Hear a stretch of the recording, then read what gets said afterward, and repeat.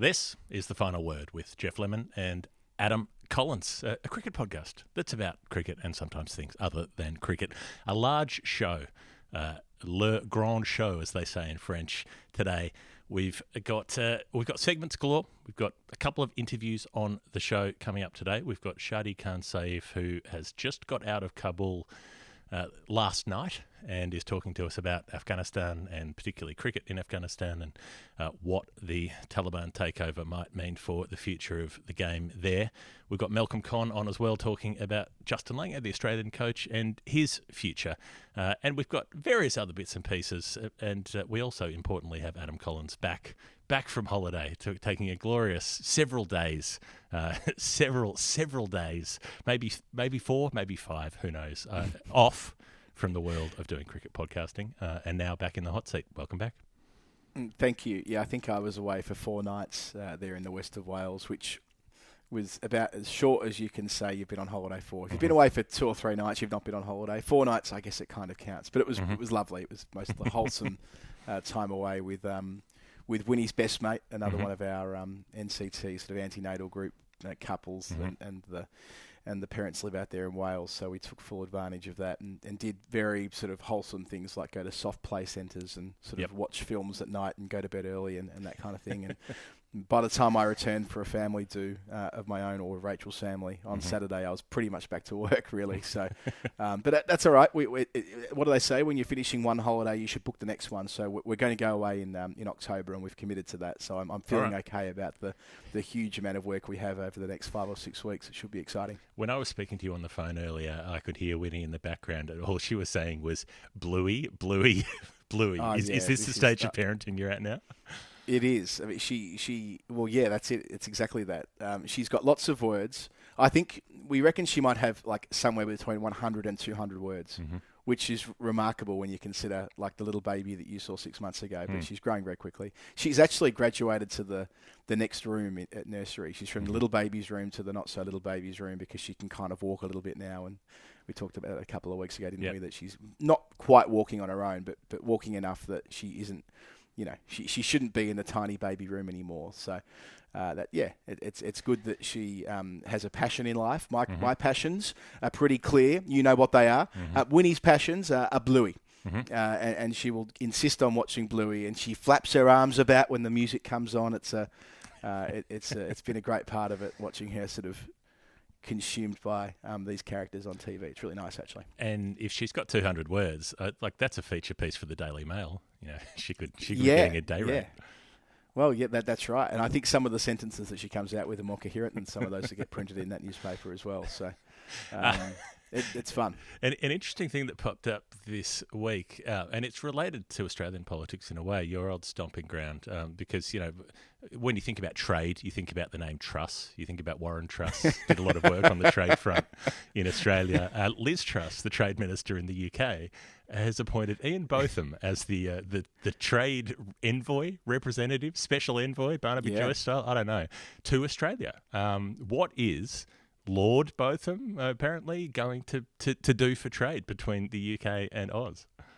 Yeah, it was brought to my attention yesterday that when Botham became Lord Botham last year, that he made reference to the fact that he would make a contribution on sport and matters of land, which are things that he knows about. That he wouldn't be, of course, negotiating a trade deal with Japan. But he might be negotiating a trade deal with Australia. Not literally. I know that's not his job. The trade deal's been done. But the very fact that he's got that title, I mean, what a world, really. I mean, as Miranda Hyde was writing, I'll do that again. Yep. As Marina Hyde was writing today in The Guardian, I mean, it's quite the achievement to have taken a photo of your old boy and popped it on Twitter and now be in the House of Lords and now have this kind of responsibility. It's proof that there are no limits. There really is no cancellation, not truly, if you're big enough. The world is big enough if you're good enough, and Botham was certainly good enough as a player and been able to parlay that into many other parts of professional life, and that includes now being the trade envoy to Australia. So, and as fair play to him. As far as transport goes, Ian Botham on aeroplanes in Australia famously, enjoyed some long haul flights. Enjoyed the flight to Perth sure he did on occasion. So, look, we'll see how things turn out on that front. The 100 is done. All of the wrangling over the 100 continues. I watched the eliminators and the final. I was doing the live blogs on those 4 games, and now you're up to the quarterfinals in the T20 Blast, which I do keep thinking, like, maybe if they put all the money for promotion that they put into the 100 into the T20 Blast, it would have the success stories that they've been able to talk about with the 100. With, look how many people watched and how many people came and how many people saw it on television. And, like, yes, all of those things could possibly have happened with other cricket that already existed. But there we are. Yeah, possibly. If you said that on in some parts of the internet, you'd be very popular for saying that. I think it's true that if the Blast received more promotional activity and if it was shorter and not such an unwieldy competition, remember that every county plays how many games? They play 14 games each in the Blast. So 14 against each opponent, 7 home, 7 away. I mean, they really do. In fact, it might even be... I should know this given I've been doing the Blast for the last 4 years. In any case, there's a lot of cricket, right? And it does become wallpaper after a while, whereas this didn't have that feel. This felt more like the Big Bash where there was a game a night. Whether it was on free-to-air television or not, there was a kind of an understanding that this was a thing that it was appointment viewing, right? Well, at least that's what they're going for. And the women's games as the curtain raiser. Now, they weren't a curtain raiser to diminish what they were, but that's essentially what the role they performed. They were in the afternoon. The men's games were in the evening. They had quite a nice rhythm when you got a chance to kind of plug in and watch.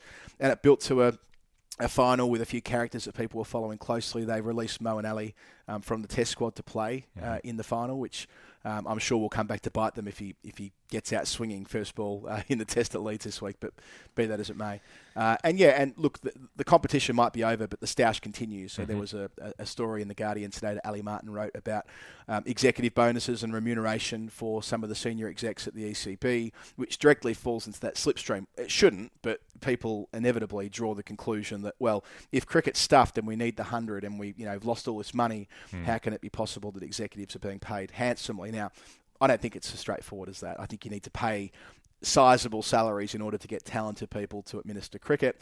We've got an interview with Malcolm coming up later on when he says a similar thing about Cricket Australia. So I don't think it's quite as simple as adding 2 and 2 together and reaching 4 there. But the point stands that there is a lot of, as Henry Moran said to us a couple of weeks ago, there's a lot of distrust out there right now between different parts of the cricket landscape, and that's unfortunate, but yes, there's still tons of cricket left. There was a tweet that went out from the 100 account, the official account, when it was all over, saying something like, what will we ever do? We have to wait an entire year till this returns. And the natural pile-on, like we're in the middle of a test series between India and playing England over here. The Blast pointy end is about to arrive. Likewise, the race to Lords, or the race of September in the county championship in the divisional set, which is starting, I think, next week. Yes, next week after this test match. There's 8 limited overs internationals between New Zealand and England being played over here, 3 T20s and 5 one-dayers. So there is so much cricket to come this summer. It didn't end because the 100 finished on Saturday night. So, yeah, it's about, I suppose, merging those threads and hopefully finding a place for all of these competitions to coexist in summers to come. I would also make the point with paying large salaries to talented people that there are an awful lot of people on large salaries who are not at all talented but still get the large salaries.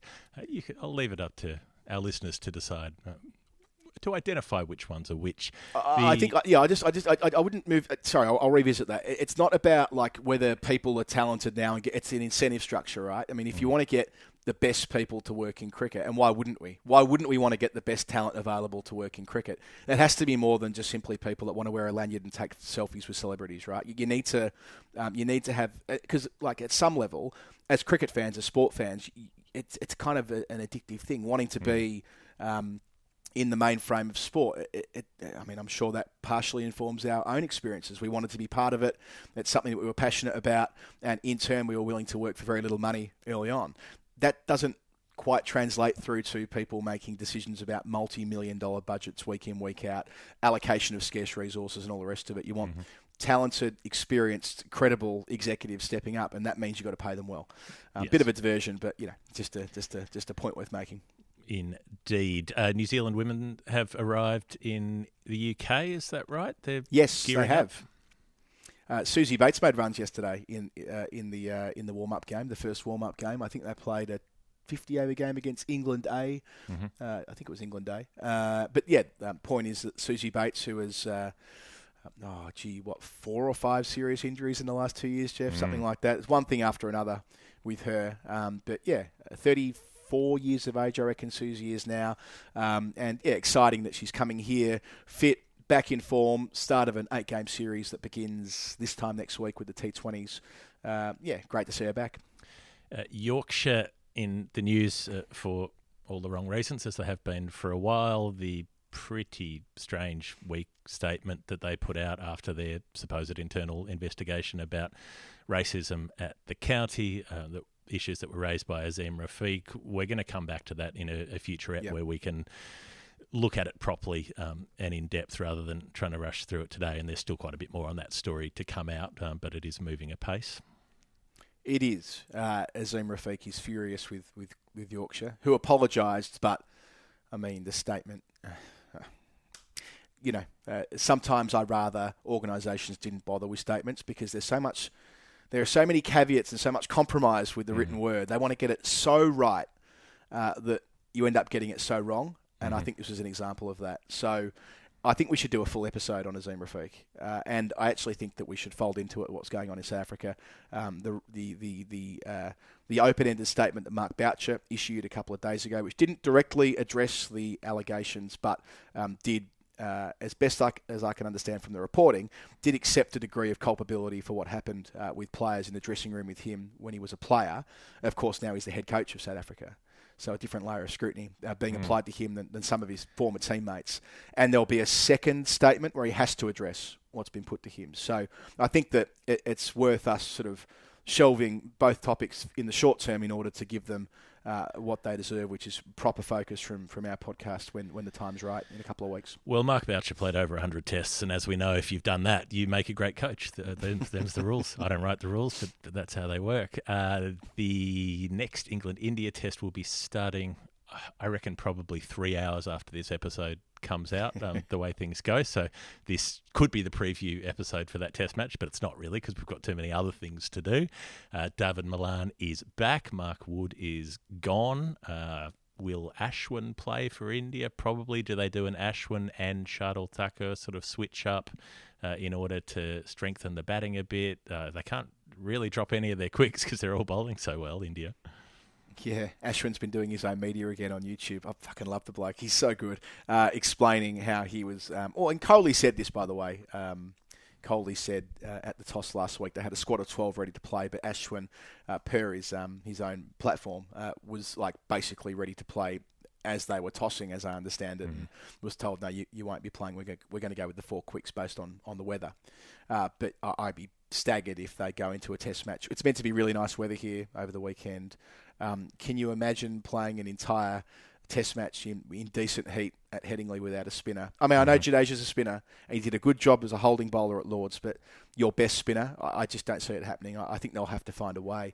And I'm looking forward to making the Daily Show again, Geoff. They have gone bananas when we were working on them last week during the Lords test. So hopefully we can have a similar level of traction this week, both on the podcast feed and on YouTube. We'll make them about, if we have our act together, we've usually filed them within about 40 minutes of stumps, so they tend to get up about between 60 and 90 minutes after the close of play, both on YouTube and then subsequently in the podcast feed. It definitely helps to have a tense end of day 5 finish for a test match, because they can be very one-sided at times, or they can just have 3 days out of 5 of rain, but that sounds like that won't be the case for the Leeds test, and we've seen some pretty good tests at Headingley, so fingers crossed for that. We are going to go to this interview with Melcon about Justin Langer, but I think I've got to shake things up in the order a bit for reasons that will become clear very shortly. I think we've got to bring Nerd Pledge forward in the show, Adam, if that's all right with you.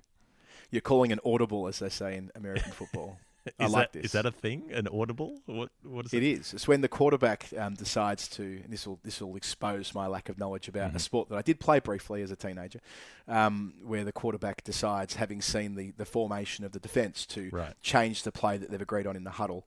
And there's a code that he will yell out to his offense to say that it's almost blank slate. Yeah. No, change your play. Here's the new play. Be ready to roll. So you're doing that right now. You've changed the run sheet on the go, and it sounds like we're about to do some Nerd Pledge. I thought when they did an audible, it was when the quarterback tries to advertise an audiobook service to everyone on his team, and he's like, "Have you guys heard about the great deals you can get at Audible?" I don't want to turn into an advertisement for Audible, but Audible's quite good. Have you used it? I haven't. I read books. I like reading. I've never got into audiobooks. I suppose I listen to podcasts, but which might not be entirely dissimilar. But look, Audible gives money to every other podcast in the world. Give us some money. We're a podcast. People listen to us. Give us some money, Audible. We just talked about you for free.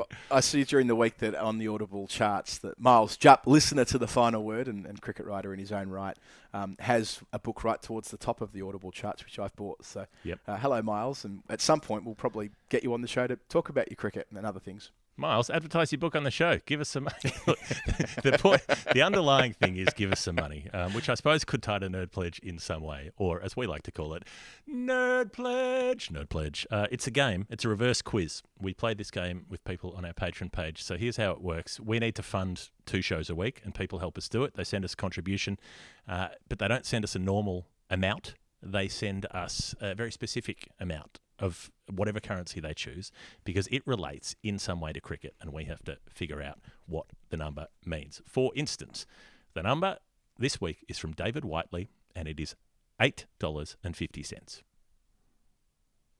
Okay. So David's number, just scrolling through the page here, does come with a clue. My number doesn't relate to the monthly figure. It relates to an end-of-year total that would be 102 asterisks. So he's got here indicating that I intend to continue my support. That's quite clever. As regards to a clue, if someone was planning to make a film about this, the player in question would probably be stoked if it was called A Star Is Reborn. Now, I need to make clear once again, because people built out this, I do not mess with the order of the numbers of Nerd Pledge. They come up on the show as they come in, with a couple of administrative things for double headers and getting new numbers onto the show, for instance, and so on. This number came onto this episode of the show in the natural order of things, because I hadn't solved it yet. I didn't know what it meant. I just had the number in there, and it just so happens that this was the episode of the show in which we have a long conversation about Justin Langer. Now, 102 asterisk, 102 not out in cricketing terms, and A Star Is Born, that being the song from the movie that Justin Langer was completely obsessed with and went around singing all the time, as per the documentary that got made about the Australian cricket team. So 102 not out, and Justin Langer, I didn't even have to look this up. I know what this means. I watched every ball of it. 2001. At the Oval, the 5th test of the Ashes, when Justin Langer came back into the Australian Test team. Hence, A Star Is Reborn, as per David Whiteley's clue. Now, Langer was on the 2001 India trip, was batting first drop, as he'd done for most of his Test career. Didn't go too badly. Highest score of 58, lowest score of 19. The rest were 20s or 30s. Went okay. Ricky Ponting, on the other hand, had a horror series. He made 0, 6, 0, 0, and 11. And I happen to remember that when he made the 11, he got dropped on 0 twice before he got to 11. So it wasn't going too well in India. But the Australian team management decides that one player is the future in Ponting, and Langer is the past. And as an Australian first drop, you need to be making more than 30 or so. So punter gets pushed up the order to number 3 when they get to England. Damien Martin comes in at 6. It's really because they want to get Martin in the team, but they want to give him a bit of breathing space down the order. So, and Ponting has a very ordinary start in England. He goes 11, 14, 4, 14, 17, and then he bangs out 144 and 72 at Leeds. Speaking 20 of years Headingley. ago, 20 years ago this week. Was it? And I he's saw away. Butch posting about it. Butch had a Oh, obviously because the star of the show there. Yeah. There was a montage made up. He goes, Jesus, 20 years, bloody hell. So anyway, there you go. Push on, please. Montage, even Rocky had a montage. So Ponting's locked in at number 3. He's not going anywhere. But at the same time, Michael Slater goes off the rails. He had the weird stuff in India when he was losing his rag over Rail Dravid not walking when Slater thought he'd taken a catch that was a bump ball. He made 77 in the first Ashes Test in 01, but didn't make much thereafter. And then he, as far as I remember it, he missed the bus to team practice or to get to the game one morning during the 4th Test, something like that. He overslept and wasn't on the bus. And as a punishment, they said he's out for the 5th Test. And as it happens, that was the end of his career. He never got back. So Langer comes in as an opener, and it's really a stopgap position for that one Test match to see how he goes. But he makes 102 not out. And he's not out because he retires hurt because he gets bashed in the head for the 17th of 34 times in his career. Steve Harmison, was it? Or was he going around that early? No, maybe it was Andy Caddick. No, that Test match, well, that 01, I know that Jimmy Orman definitely played. Darren Gough played. Phil Tufnell played his last Test match. So it would have been, I reckon it's Caddick, Gough, Ormond, Tufnell. That's my guess is the quartet. I think Caddick was the one who hit him in the side of the helmet, and Langer was bleeding, got cut by the grill and retired hurt. But he was 102 not out when he did so. That was his first big 100 partnership with Matthew Hayden, and they went on to have 100 partnerships in their next 6 Test matches or something like that. Never looked back, stayed an opener until 2007, at which point he got into the coaching caper. And as it happens, that leads into the next bit of the show. Beautifully done, Geoff. Yes, I remember that Test match. I was living in the States at the time, playing American football, as I mentioned before, actually, around that part of the year. And I remember staying up really late in order to watch or listen to. Actually, it was listening. I don't know how they did this. I don't know how this was possible, but I definitely listened to the radio and was tuning in to hear Mark Waugh's innings. Because at the time I was quite consumed with the idea that he would retain his spot till about age 42 or something like that. But no, the 100 that Waugh makes, which was kind of like his last great innings for Australia. Steve Waugh makes the century after returning from deep vein thrombosis and ends up kind of with the naked bat, no stickers on it, waving it to the crowd, laying on the floor after being nearly run out for 99, bringing up his 100th run. I think Steve goes on to make maybe 150. 180 odd, 150, right? 150 not, I think. 120. Yeah. So Mark was out galloping down the wicket, trying to smash. I think it was Caddick again, trying to just swing him over mid-wicket. Yeah, it was. I think it was Gough. So after he passes 100, Waugh tees off and he pops Tufnell into the into what later became the OCS stand. I'm not sure what it was called at that time. And then I think he might have made room and smacked Jimmy Ormond in that direction. But they bring back Gough and knocks him over. But I argued subsequently that Mark Waugh should have retired after that Test. Like, it doesn't get much better than that. His 21st 100, his average was above 43. He'd won the Ashes again for like the 8th time or something ridiculous. And after that, the last year and a half or whatever it was, turned out to be quite a modest period of his career. But no, it was an exciting way for it to end. And yeah, Glenn McGrath cleaned them up, didn't he, to finish the series, and a comprehensive finish. But yeah, the Langer storyline was an important one, overtaking Michael Slater, who started the series really well. I think that 77 you referred to, was it 16 in the first over? Maybe 18 in the first over? Yeah.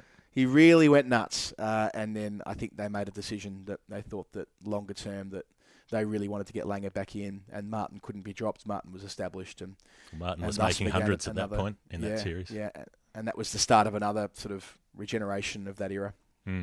So, David Whiteley, because you're the nerd pledger on this show, you get to give away a slab of Brick Lane beer. You can give it to someone in Australia. So that could be you if you're in Australia. If not, it has to be someone who you like in Australia. Brick Lane, they make beer. You would have heard about them off the top. The One Love Pale Ale, the Backyarder, easy session lagers, and many, many others. They've got some very fancy beers as well, some sort of Belgian style stuff and all kinds of Belgium style. So, yeah, Woodstock, not Woodstock, Brick Lane, bricklanebrewing.com.au. You can check out their work. Woodstock make cricket bats. Woodstock make the 660ml cans that you get when you're 16 years old, and the bourbon and Coke cans. Brick Lane, on the other hand, make a range of beers, including the low alcohol option. Mm-hmm. I know Jay in the voiceover off the front mentioned this over the last couple of weeks, that there is more demand for low alcohol beer than ever before. So Brick Lane have been equal to that task and made one of their own. So you can get yourself part of that. And yeah, as we've mentioned in the past, we love working with Brick Lane because they are fundamentally good people trying to do good things, whether it be the resources they use to make the products, the staff they employ, the environmental practices to make sure they emit as few emissions as they can on the way through. So if you can visit them at Queen Victoria Market or there in Dandenong South to get the draft version of what they're doing, or pick up some cans in the local bottle shop and follow them on social media. Tag us in and let us know that you got yourself a can of Brick Lane. And if you send us a Nerd Pledge, you can give someone a case. You have a very good chance of doing that. Maybe like a 1 in 8, 1 in 7 chance, depending on the week. No, 2 in 7, 2 in 8. 2 in 7, yeah. I mean, that's better than 1. That's twice as many as 1. So send us a Nerd Pledge. You go to patreon.com/thefinalword. You send us a Nerd Pledge. That helps us make the show, and potentially you get a case of 24 Brick Lanes. Sounds pretty good. Right, we're going to move on into our first feature interview of the show today. Next up, Malcolm Conn.